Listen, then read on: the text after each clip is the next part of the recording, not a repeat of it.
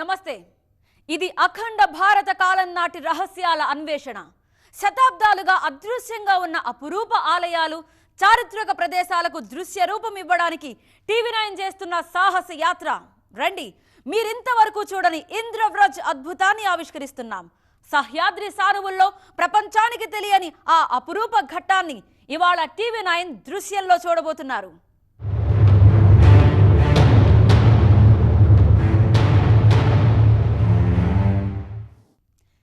ఈ లోకంలో అకారణంగా ఏదీ జరగదు.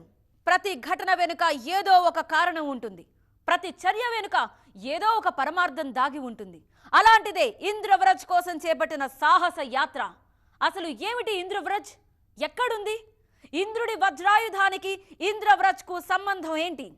సప్తవర్ణాల ఇంద్రధనస్సు ఇక్కడ ఎలా కనిపిస్తోంది? ఆ ఇంద్రవ్రజ్ రహస్యాన్ని మీ ముందుంచడానికి దుర్గమమైన అడవులు, కొండల మీదుగా సాగింది మా ప్రయాణం.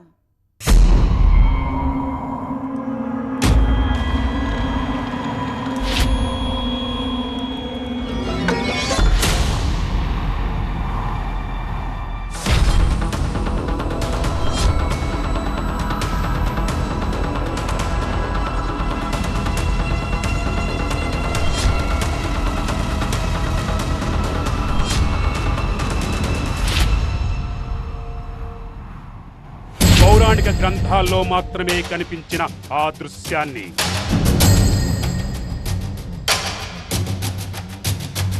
ప్రతి అడుగు సాహసం, ప్రమాదకరమైన మలుపులతో కూడిన ప్రయాణం. ఇంద్రవ్రజ్ ఏమై ఉంటుంది? आज दृश्यम की शुरुआत इंद्रधनुष के इस दृश्यम के साथ हम कर रहे हैं। आपने इंद्रधनुष का ये दृश्यम तो किसी भी शहर में, गांव में या जंगल में या कहीं पे भी देखा जरूर होगा, लेकिन क्या आपने इंद्रवज्र के बारे में सुना है? नमस्कार, जय हिंद। मैं हूं अक्षय विनोद शुक्ला आपके साथ। इंद्रवज्र कैसा दिखता है, इंद्रवज्र क्या होता है, ये तमाम सवाल के जवाब हम आपको आज दृश्यम के जरिए देने वाले हैं, क्योंकि आज भारतवर्ष के लिए हम इंद्रवज्र का दृश्यम लेकर आएंगे। अब इसके लिए सह्याद्री पर्वत श्रृंखला में हम उस चोटी पर जाएंगे जिसे हरिश्चंद्र गढ़ के नाम से जाना जाता है।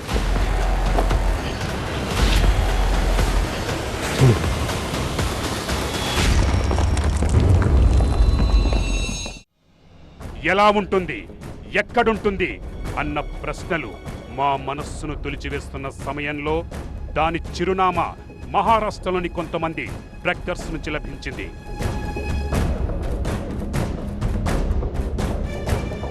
మహారాష్ట్రలోని పూణే నుంచి 125 కిలోమీటర్ల దూరంలో ఖీరేశ్వర్ అనే చిన్న గ్రామం ఉంది. ఆ గ్రామ సమీపంలోని పర్వతంపై ఉన్న ఎత్తైన ప్రాంతమే హరిశ్చంద్ర ఘడ్. అక్కడి లోయలోనే ఇంద్రవజ్ర దృశ్యం కనిపిస్తుంది.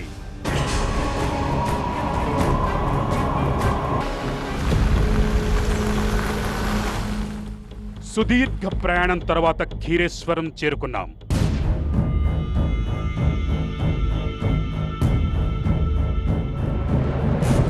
దూరం నుంచే పర్వతం కనిపిస్తోంది. ముందున్న కొండ శిఖరంలా విశాలంగా కనిపిస్తోంది.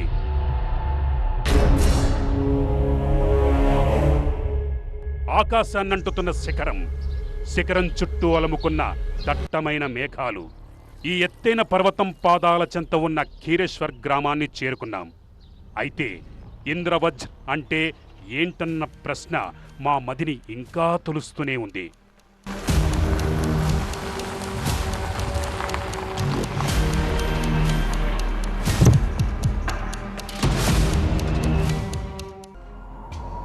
ఈ మేఘమాల అద్భుతం, కొండలను అల్లుకున్న మంచు తెరలు అబ్బురం.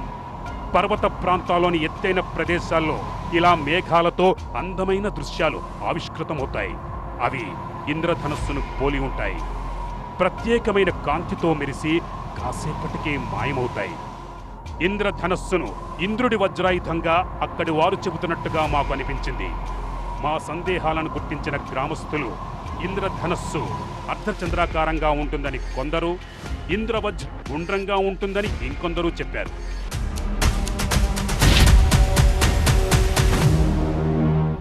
आपने आज तक वो हाफ राउंड वाला इंद्रधनुष से देखा होगा आधा, लेकिन यहाँ से आपको पूरा इंद्र वज्र जैसा दिखने के लिए मिलेगा। वो नज़ारा बहुत ही अच्छा रहता है। अगर आप इतनी कठिनाइयाँ पार करके जा रहे हो तो आपको ये नज़ारा भी देखने को मिलेगा। ఏమైనా ఆ వివరాల్లో స్పష్టత కనిపించలేదు. అయితే మేం మాత్రం ఇంద్రవజ్రకు సంబంధించి పురాణాలు ఇతిహాసాల్లో ప్రస్తావించిన ఆ శిఖరంపైకి వెళ్ళాలని నిర్ణయించుకున్నాం. హరిశ్చంద్రఘట్ కొండ 3000 నుంచి 4000 ఏళ్ల పురాతనమైందని చెబుతారు. దీని ప్రస్తావన స్కంద పురాణం, మత్స్య పురాణం, అగ్ని పురాణంలో ఉంది. ఈ ఎత్తైన పర్వత ప్రాంతంలో రాతియుగం నాటి ఆనవాళ్లు కూడా లభించాయి.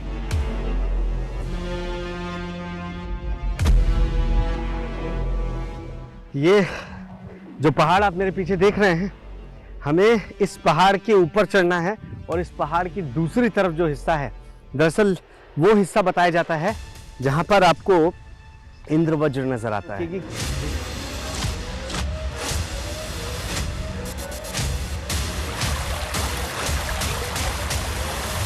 ఏమైనా కానీ పర్యవసానాలు ఎలాగైనా ఉండని, ఎలాంటి కష్టాలు ఎదురైనా ఒకే పట్టుదలతో మేము లక్ష్యం వైపు ముందుకు సాగాం.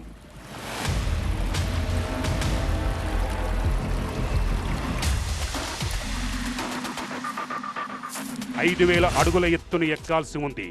అక్కడికి చేరుకున్న తర్వాత ఇంద్రవజ్ కనిపిస్తుందా అన్న అనుమానం మా మనస్సును తులుస్తూనే ఉంది. అయినా ప్రయత్నం చేయడంలో తప్పేముంది?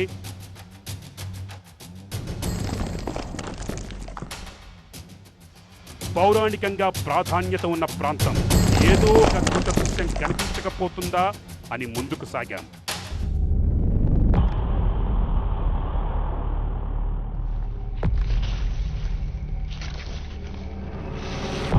ఈ ప్రయత్నంలో మొదటి సవాల్, పర్వతం దిగువన ఉన్న ఈ అడవిని దాటాల్సి ఉంటుంది. తర్వాత నిలువుగా కొండరాళ్లను ఎక్కాల్సి ఉంటుంది. మధ్యలో దాహం వేస్తుంటే దగ్గరలో కనిపించిన వాగులో నీటిని తాగడానికి వంగిన సమయంలో నీటిలో ఏదో కనిపించింది. చూస్తే అది పెద్ద పీత. అప్రమత్తంగా లేకపోతే తీవ్ర గాయాలే అయ్యాయి.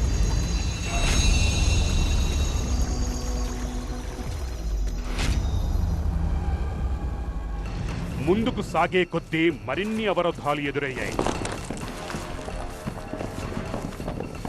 కాసేపటి తర్వాత దట్టమైన అటవీ ప్రదేశానికి చేరుకున్నాం.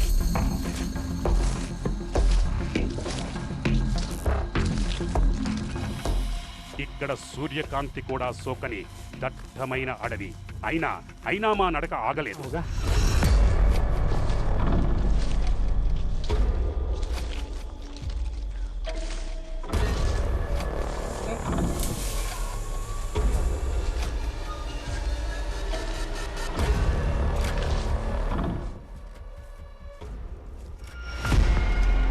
దారి మధ్యలో ఒక రాతిపై చెక్కిన పులి మాదిరి ఆకారం ఉన్న బొమ్మ కనిపించింది. దీని రహస్యమేంటో అర్థం కాలేదు.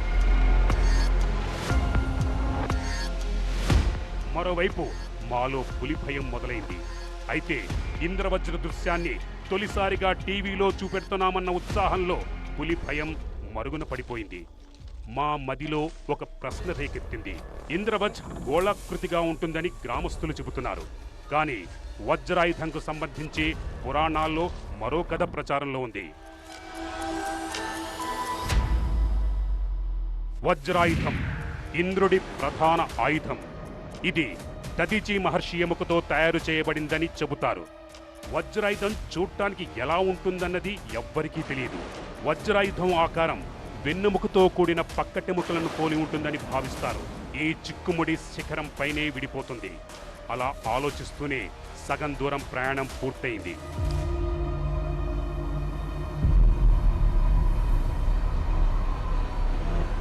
అడవిని దాటాం. ఎదురుగా ఎత్తైన కొండ ప్రాంతం. నేరుగా పైకి ఎక్కాల్సిన సమయం వచ్చింది.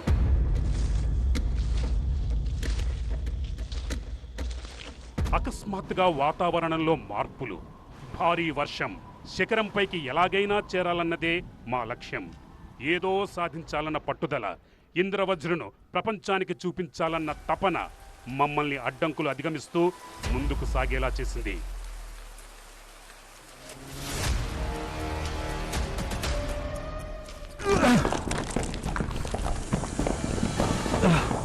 రాళ్లపై అడుగు తీసి అడుగు వేయడం కష్టంగా మారింది. వర్షం కారణంగా కాళ్ళు పట్టుతప్పుతున్నాయి. కొండరాళ్లపై పేరుకుపోయిన నాచు కాళ్లను సరిగ్గా మోపనీయడం లేదు. ఎక్కే కొద్దీ కాలు జారిపోతుంది. ప్రతి అడుగులో ప్రమాదం పొంచుంది. ప్రతి అడుగు ఆఖరి అడుగే అనిపిస్తోంది. అయినా నెమ్మదిగా ముందుకు సాగాం.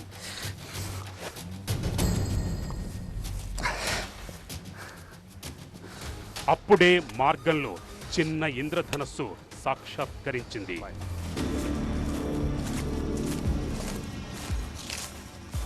ఎండా వాన కలిస్తే ఇంద్రధనస్సు కనిపిస్తుంది. అసలు ఇంద్రవజ్ర ఎలా ఏర్పడుతుంది? ఇది నిజంగా గోళాకారంగా ఉంటుందా? ప్రజలు దీన్ని ఇంద్రవజ్ర అని ఎందుకు పిలుస్తారు?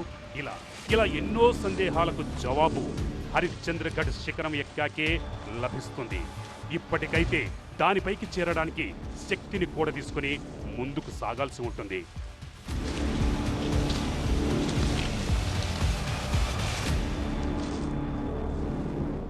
ప్రయాణం చివరి దశలో అతిపెద్ద ఆటంకం ఎదురైంది. ఎదురుగా సన్నని తోవ. అదే సమయంలో కాలు తడబడింది. ఆఖరి క్షణంలో చావును తప్పించుకున్నాను.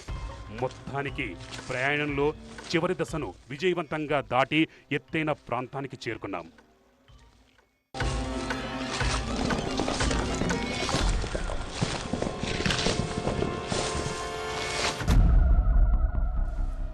तो अब हम जिस जगह पर पहुंच चुके हैं, ये कहना गलत नहीं होगा कि लगभग आधी दूरी हमने पार कर ली है। वो देखिए पीछे जो गांव आपको नजर आ रहा है, वो गांव वही गांव है जहां से हमने चढ़ाई की शुरुआत की थी।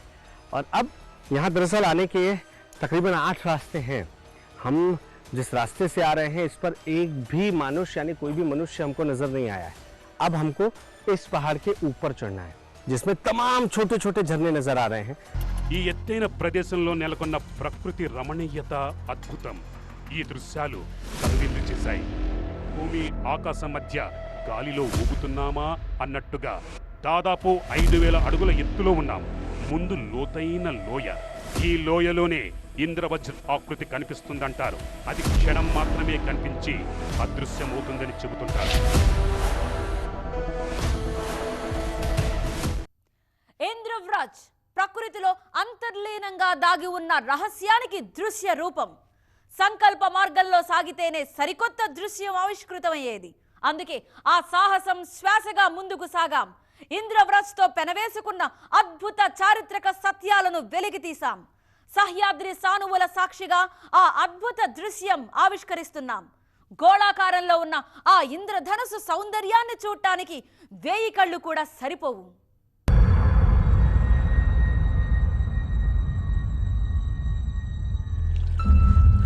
चढ़ना तो है।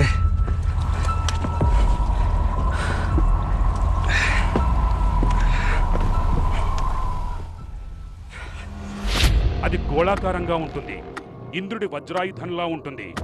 అందుకే అందులో అనేక రంగులు కనిపిస్తాయి. ఇంద్రవజ్ర గురించి అనేక కథలు విన్నాం. ఇప్పుడు చూడబోతున్నాం. ये अर्ध चंद्राकार है। चारों तरफ से आपको जब आप नजर डालते हैं तो सिर्फ ऊंची ऊंची चोटियां नजर आती हैं और गहरी खाई नजर आती है जो ठीक मेरे सामने है। लेकिन इसी खाई में आपको इंद्रवज्र नजर आता है। अब फिलहाल अभी आप नजर डालें तो यहाँ बादल बिल्कुल आपको नहीं दिख रहे हैं।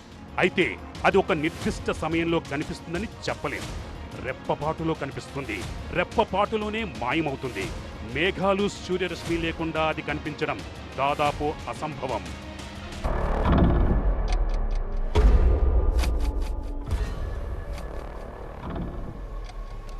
అయితే ఇప్పుడు అది కనిపించే అవకాశం తక్కువే. హరిశ్చంద్రగఢ్ పైన మరిన్ని విశేషాలున్నాయి.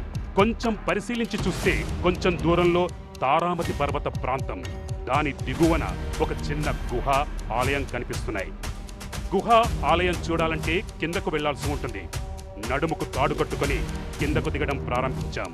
అపాయమని తెలిసినా ఇంతకు మించి దారి లేదు. గుహ ఆలయం ఎప్పటి నుంచి ఉన్నాయో వివరాలు లేవు. మొఘల్ పాలకులు 1747లో ఈ గడ్లు స్వాధీనం చేసుకున్న తర్వాత ప్రజలకు దీని గురించి తెలిసింది. ఆలయం గత 100 ఏళ్ల క్రితం నిర్మించారని తెలుస్తోంది. కానీ ఈ గుహ రాతియుగం నాటిదన్న ప్రచారం ఉంది. దీని 6వ శతాబ్దంలో కలచూరి రాజవంశానికి చెందిన రాజులు తొలుత గుర్తించారు. ये वाटरफॉल और उसके पास ये गुफा वाकई बेहद खूबसूरत गुफा है। और खास बात यह है कि ये पूरे पहाड़ को काटकर बनाई गई है। ऐसा नहीं है कि पत्थरों को बीच में जोड़ा गया हो। यहाँ आपको रूम भी दिख रहे हैं और हर कक्ष के बाद आपको दाएं और बाएं साइड कुंड नजर आ रहे हैं। इसका उपयोग क्या था ये नहीं समझ में आ रहा है।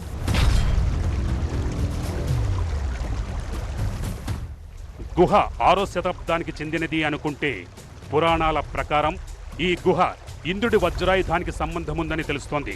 మహర్షి దదీచి నుంచి వజ్రాయుధాన్ని సంపాదించిన తరువాత ఇంద్రుడు ఈ స్థలంలో ఒక రాక్షసుణ్ణి వధించాడని కథలున్నాయి. తర్వాత ఇక్కడి గుహలకు మునులు వచ్చి తపస్సు చేశారని ప్రతీతి.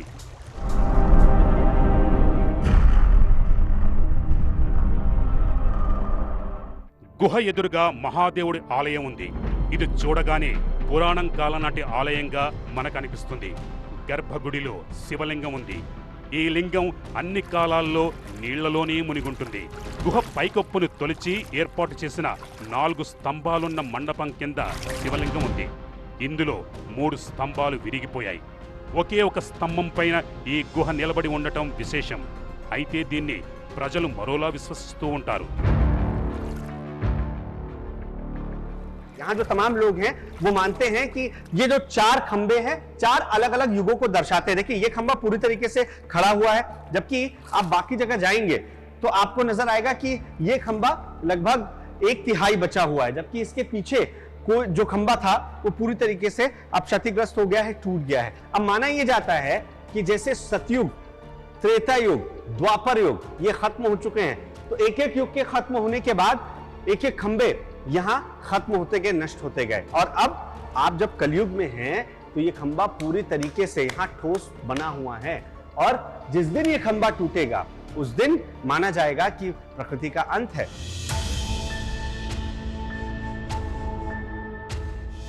వీటి సందర్శనతో మాలో ఇంద్రవజ్రుడు చూడాలన్న తపన మరింత పెరిగింది.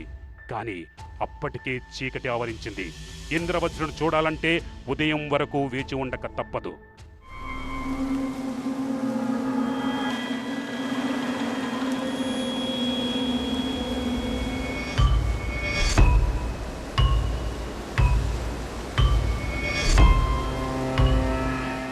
ఉదయం పరిస్థితి మరింత దిగజారింది. అడవిలో తీవ్రమైన గాలులు, లోయంతా దట్టమైన పొగమంచు ఆవరించింది. ఎదురుగా ఏమీ కనిపించడం లేదు. తీవ్రమైన గాలులకు మా టెంట్లు కూడా గాల్లో ఎగిరిపోతాయేమో అనిపించింది. మంచు కారణంగా ఇంద్రవజ్ర కనిపిస్తుందన్న ఆశలు పెరిగాయి. పొగమంచు తొలగి సూర్యకిరణాలు పడితేనే అది సంభవమవుతుంది.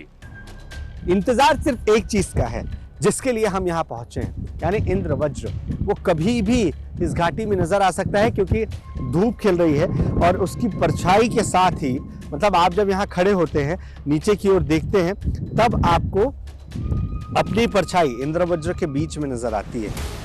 నీరు మేఘాలు రెండూ ఉన్నాయి.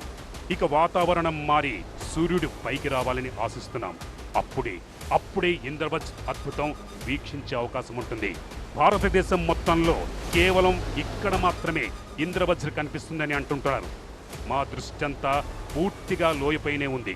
చాలా మంది ఆశతో ఇంద్రవజ్రుడు చూడటానికి వస్తారు. కనిపించకపోవడంతో నిరాశతో వెనుతిరుగుతారు. కానీ మేము ఆశను వీడలేదు.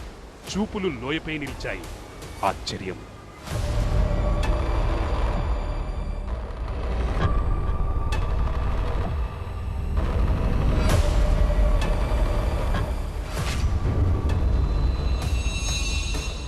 అదే సమయంలో ఇది అద్భుత దృశ్యం.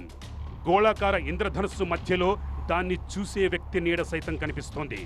ఇంకా ముందుకు వెళ్ళి చూడటమంటే ప్రాణాల మీదకు తెచ్చుకున్నట్లే.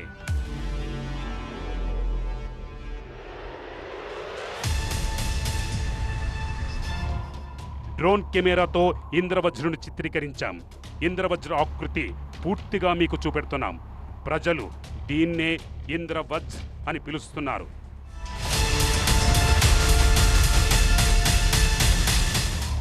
దీని ఇంద్రుడి వజ్రాయుధంతో పోలుస్తారు.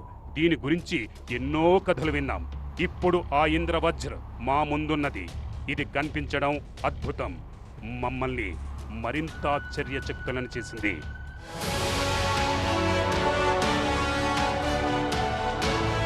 सुबह 5 बजे से हम यहाँ बैठे हुए हैं और तकरीबन 9 बजे का वक्त जब ये इंद्रवज्र ठीक मेरे सामने है, और वाकई ये बहुत अद्भुत अनुभूति है क्योंकि आपकी परछाई बीच में पड़ती है और चारों तरफ एक घेरा आपको नजर आ रहा है, और ये भी 7 रंगों का घेरा है. ऐसा लगता है कि जिंदगी के तमाम रंग समेटे हुए ये आपको कोई संदेश दे रहा है.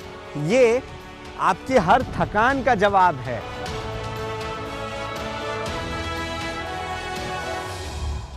కొంతసేపటి తర్వాత గోళాకారంలోని ఇంద్రధనస్సు అదృశ్యమైంది.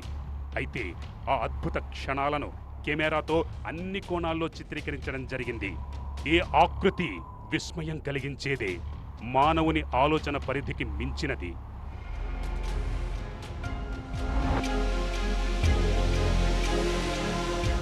కొంతమంది ఇంద్రధనస్సుగా దీన్ని పిలుస్తారు. చూడటానికి 7 రంగుల వలయంగా కనిపిస్తాయి. ఇంద్రధనస్సుకి ఇంద్రవజ్రగా పిలిచే సర్కులర్ రెయిన్బో ఆకారంలో 2 వేరువేరుగా ఉంటాయి. ఈ అంతరాన్ని మనం స్పష్టంగా చూడొచ్చు. అయితే అనుమానం ఏంటంటే, మేము చూసిందేంటి? ఇంద్రవజ్రేనా? కొంతమంది దీన్ని పురాణాలతో జోడించి చెబుతారు, లేదంటే మరోలా చెబుతుంటారు.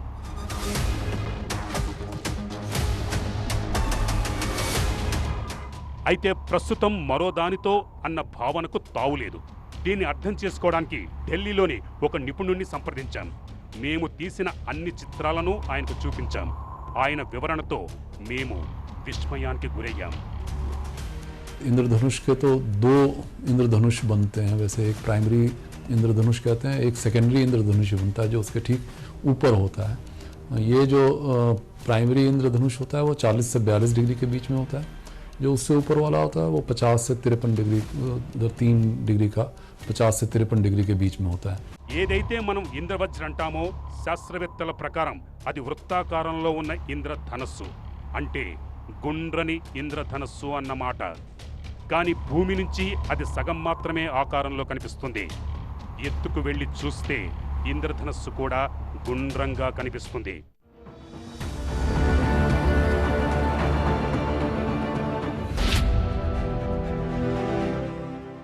ఈ విశాలమైన పర్వతాన్ని అధిరోహించిన తర్వాత మరో లక్ష్యాన్ని వెతుక్కుంటూ ముందుకు సాగాం.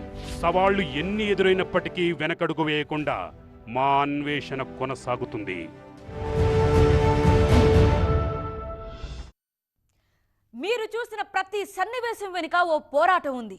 విషయం ఏదైనా అదృశ్యంగా మిగిలిపోయిన రహస్యాలకు దృశ్య రూపం ఇవ్వడం, ప్రచారాల వెనుక వాస్తవాలను వెలుగులోకి తీసుకురావడమే TV9 ముఖ్య ఉద్దేశం. ఆ ప్రయత్నంలో ఎన్ని అడ్డంకులు ఎదురైనా ముందుకే సాగుతాం. ఇది ఈ వారం దృశ్యం. వచ్చే వారం మరో అంశంతో మళ్ళీ కలుద్దాం. చూస్తూనే ఉండండి TV9.